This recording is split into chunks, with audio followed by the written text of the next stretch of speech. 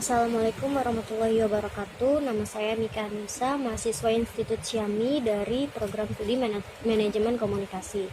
Di sini saya ingin menyampaikan beberapa materi yang sebelumnya sudah disampaikan oleh Bapak Julian. Yang pertama ada digital PR. Kenapa digital PR? Yang pertama, perubahan landscape. PR sebelumnya berkomunikasi dengan publik menggunakan media televisi, radio, dan koran. Namun di zaman sekarang media sudah banyak mengalami perkembangan. Banyak media-media baru yang muncul dan memberikan informasi kepada pendengar, sehingga para pendengar tidak lagi bergantung kepada televisi, radio, maupun koran.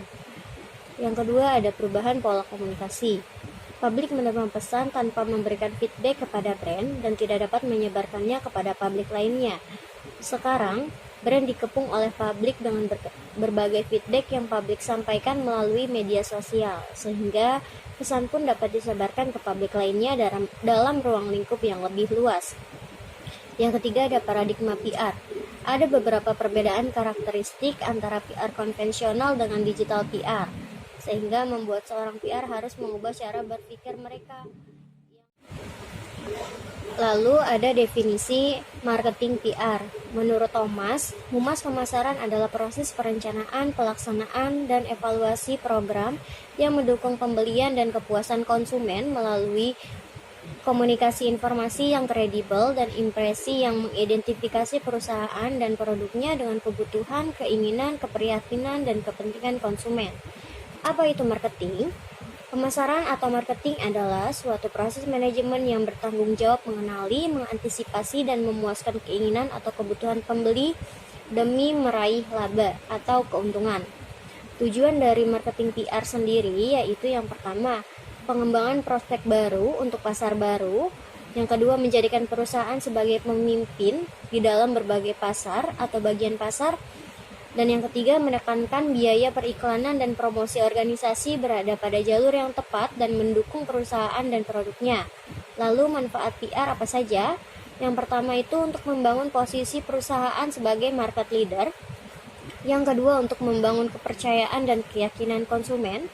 Yang ketiga, memperkenalkan produk terbaru dari perusahaan. Dan yang keempat, merevitalisasi, meluncurkan kembali atau memposisikan kembali produk-produk yang sudah jenuh atau memperbarui. Lalu, apa saja yang dapat dilakukan oleh PR? Yang pertama, mencapai halayak atau sasaran khusus dengan pesan yang khusus pula, yang sulit dipengaruhi oleh iklan. Yang kedua, mempersiapkan segmen pasar. Dan yang terakhir, melakukan hubungan dengan media massa. Pada modul ketiga, ada materi tentang humas industri dan bisnis. Humas merupakan fungsi manajemen yang turut menentukan suksesnya suatu perusahaan. Humas industri tidak dapat dilepaskan dari prinsip ekonomi, sebab industri dan bisnis memiliki orientasi pada keuntungan. Peranan humas industri dan bisnis mencakup hubungan dalam pelanggan, hubungan dengan pemegang saham, hubungan dengan karyawan, serta hubungan dengan pers.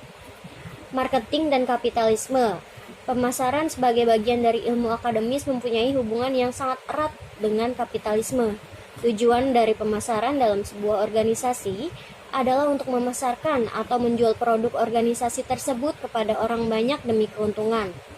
Di sini ada dampak negatif kapitalisme, yaitu penjajahan, egoistik, terlalu berpihak kepada milik pribadi, perampasan tenaga produktif, riba, dan tidak bermoral. Dampak positif dari kapitalisme yaitu sistem ekonomi kapitalis mendorong aktivitas ekonomi secara signifikan. Persaingan bebas akan mewujudkan produksi dan harga ke tingkat wajar dan rasional, serta mendorong motivasi pelaku ekonomi untuk mencapai presentasi yang baik. Kelebihan dari kapitalisme yaitu mendorong pertumbuhan ekonomi dengan memfasilitasi kompetisi terbuka di pasar. Lalu kekurangan dari kapitalisme yaitu membuat ekonomi yang berorientasi pada uang. Perusahaan bisnis akan melihat ekonomi dengan titik pandang materialistik. Sekian dari saya, kurang lebihnya mohon maaf. Wassalamualaikum warahmatullahi wabarakatuh.